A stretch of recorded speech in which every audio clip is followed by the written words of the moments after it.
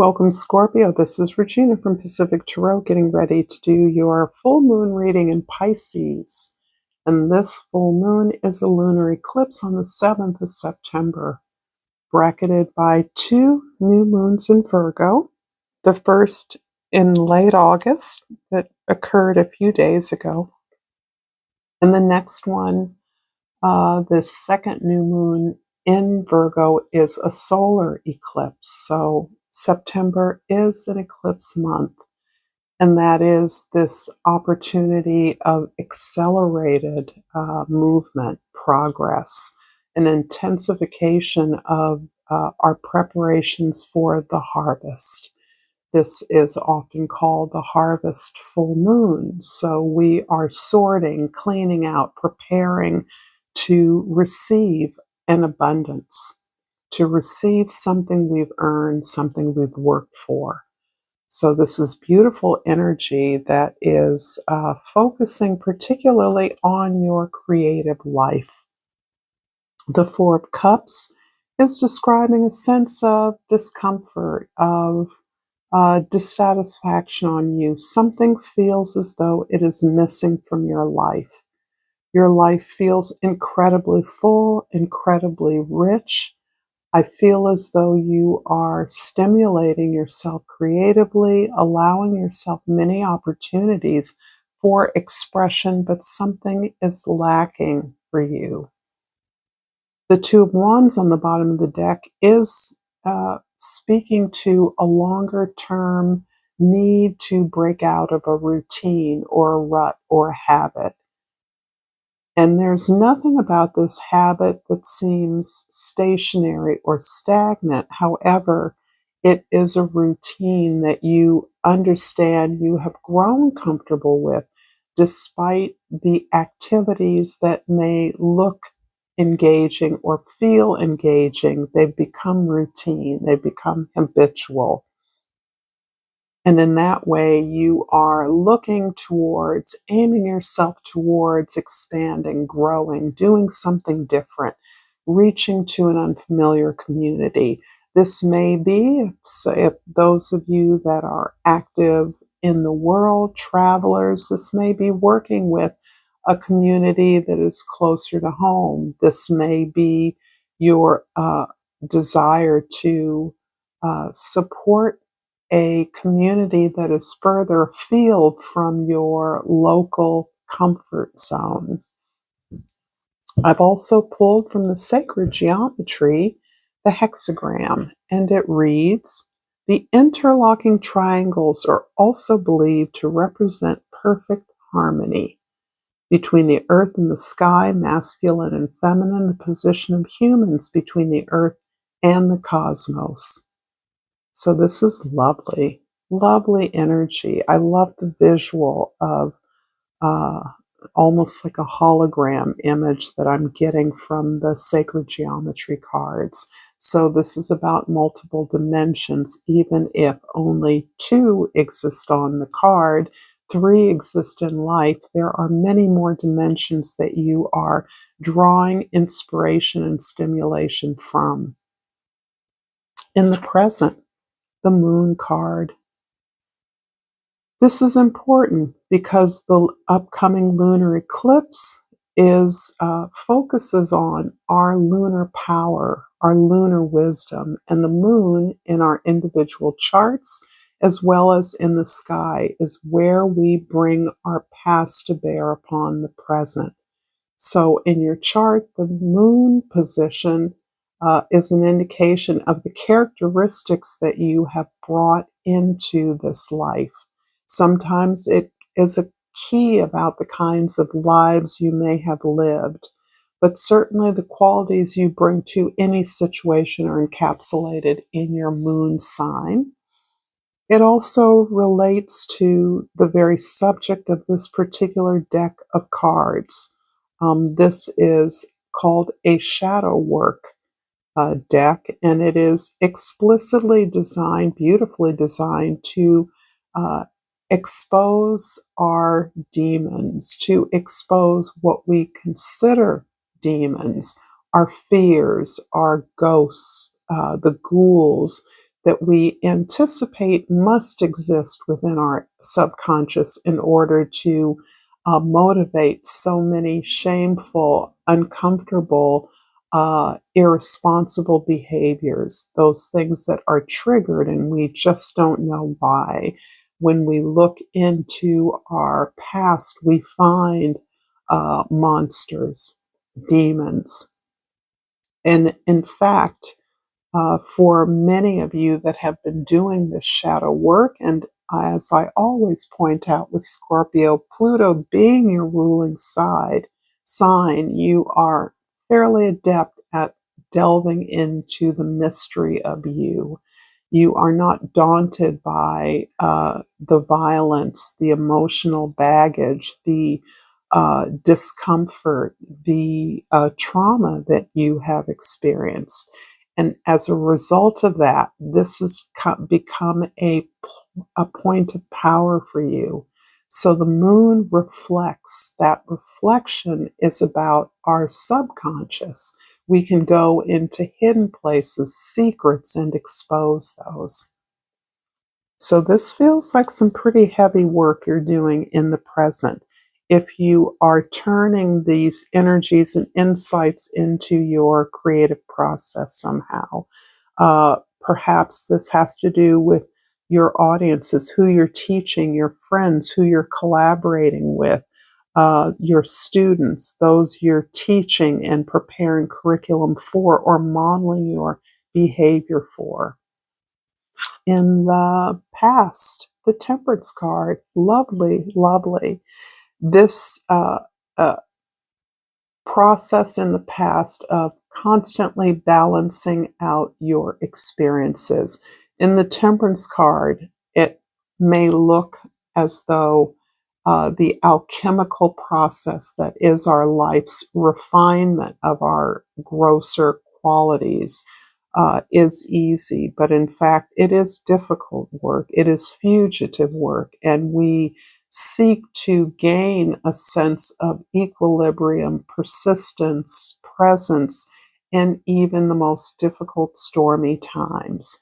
So, with Pluto's action as your ruling planet, having shifted profoundly from Capricorn for over 17 years, this is something that has truly marked your approach to healing. This is your gaining comfort with the difficult, obscure mysteries in your life, the occurrences or the source of experiences that you, or triggers that you have learned to face. You've gained the courage to face these as opposed to papering over or denying difficult experiences you've had in your past.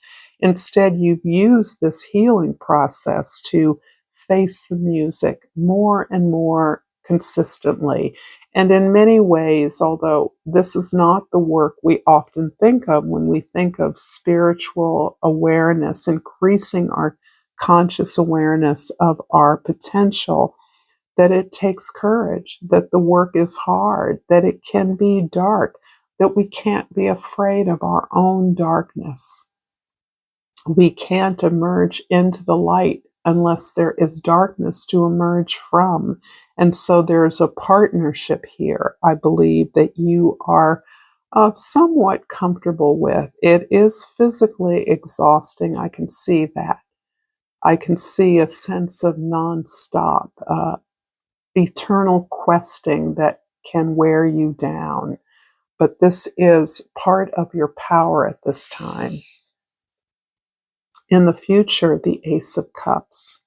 This is beautiful. I see you opening your heart and finding opportunities of support. It feels as though the support comes through your loved ones, your peers, your colleagues, your collaborators, your friendships. You take your relationships as an instance of friendship by degrees. so that you feel your support in your ability to share these most intimate experiences, these passageways through the dark night with others in a way that opens up your heart, verifies your creative gifts, and invites you to pour that out in a way that is presentable.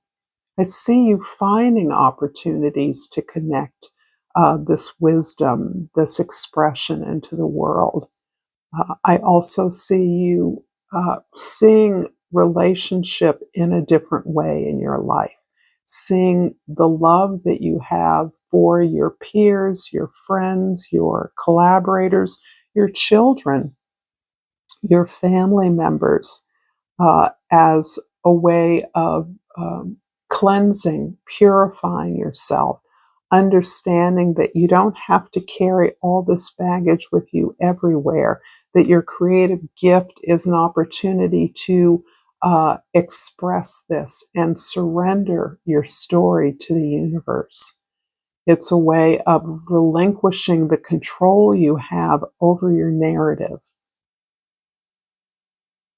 I'm going to clarify these cards, but before I do, I want to invite you, those that find yourself resonating with this reading, to please like this video, subscribe to my channel, Pacific Tarot, and you're invited to share this if you think it would be helpful, and to comment. I appreciate your comments, and moreover, thank you for the support that you give me in whatever form that is.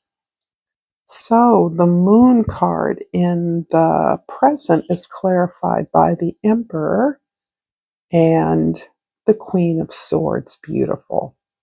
It's interesting because I do see this ability to control your entry and exit into your subconscious world is an area of incredible power for you.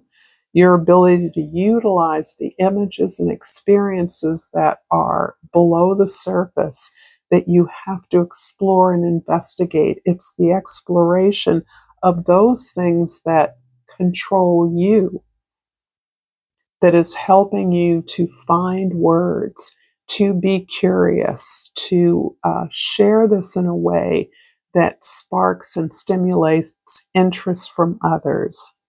It's almost as though you are a guide through the underworld, through your stories. I'm your subject matter, and stories by stories, I mean broadly. The story you tell of who you are in whatever you do. It's not necessarily, your creative gifts are not limited to the arts per se. So any way that you express yourself creatively is included in this experience. But I do see you using words in more and more empowering ways, ways that release you from your own judgments, release others from cultural judgments, cultural agendas. And this is a way in which perhaps your expression is a way that you can leverage uh, um, communication with others.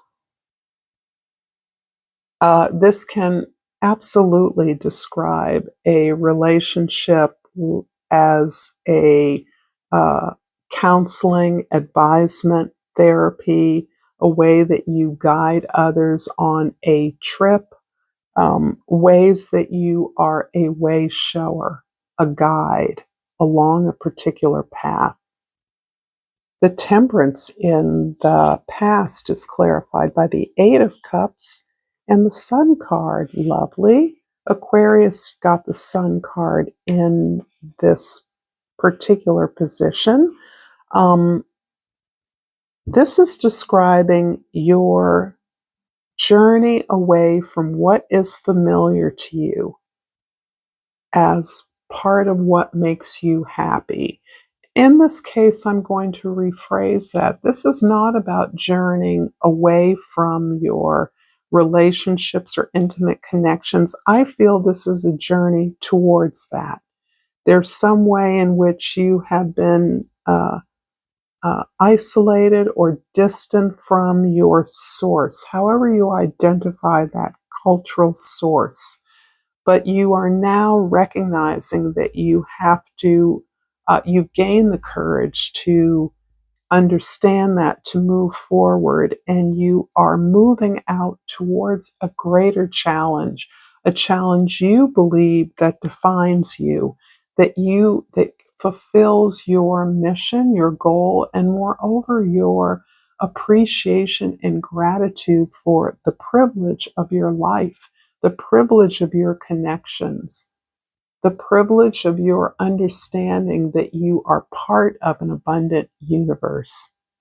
Something here is describing a kind of self-imposed isolation that is part of the way that you have handled difficulties, challenges in your life, a coping mechanism, more or less. And that is, in fact, though, what has helped you to find your path moving forward, helped you to find your joy, has confirmed your connections in a way that allows you to appreciate more joy, more connection. I hope that's clear.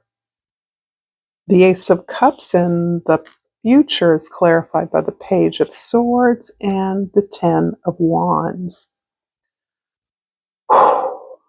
There's a lot of responsibility, obligation that you are evaluating and dropping. You are really trying to sort out multiple connections that you feel you need to honor in this life. And there's a way in which you have come to a place of understanding that it's too much, that you've taken on more than you can carry, that you're expected to do more than you can do, and you're admitting that you can't engage, you don't know how to move forward in a way that will support your dreams or your goals. It's interesting because it feels as though this opening of your heart, perhaps this is a deeper connection that you're making with an individual or an opportunity, allows you to admit the limits of what you know, allows you to be comfortable to stand back as a beginner, to take notes, to witness the obligations you've inherited, you've assumed, you carry, and that you don't know how best to evaluate these relationships. And it looks as though you're understanding that it is about the satisfaction, the contentment, the ability to give and receive freely that is helping you understand where you want to, where you're curious, where you want to explore something simpler, something cleaner, something more directly a part of your own process. So this is about challenging for yourself the things that you feel committed to, and really understanding to what degree they are or are not improving upon your experience and, more importantly, your ability to express yourself in the world. I'm going to finish up this reading, Scorpio, with a yogic path that went upside down. It feels like it's 2 or more cards, but it's, oh yeah, it was. But since I turned over Shiva, I'm taking that. And I'm going to read, as usual, from the guidebook. And Shiva is the god of destruction and rebirth. Sounds a little bit like your ruling planet, Pluto. You are truly on a yogic path. Shiva is referred to as the Adi Yogi, the first yoga ever. He attained enlightenment and abandoned himself in an ecstatic dance atop the Himalayas, When his ecstasy went beyond movement, he became utterly still. People could not understand his switch between ecstatic movement and stillness and thought him mad. However, 7 students wanted to learn how he was moving past physical limitations. This is how he began teaching yoga. Shiva planted the seed of yoga into the human mind. Pulling Shiva represents moving past the limitations from your society, body, mind, or ego. It represents doing the inner work to evolve. It is also a call to service, to teach others your wisdom so that they too can become liberated. I love this for you, Scorpio. If this content has been enjoyable to you, there's more content here for you to check out. Thank you for your likes and subscribes. And until next time, Scorpio, namaste.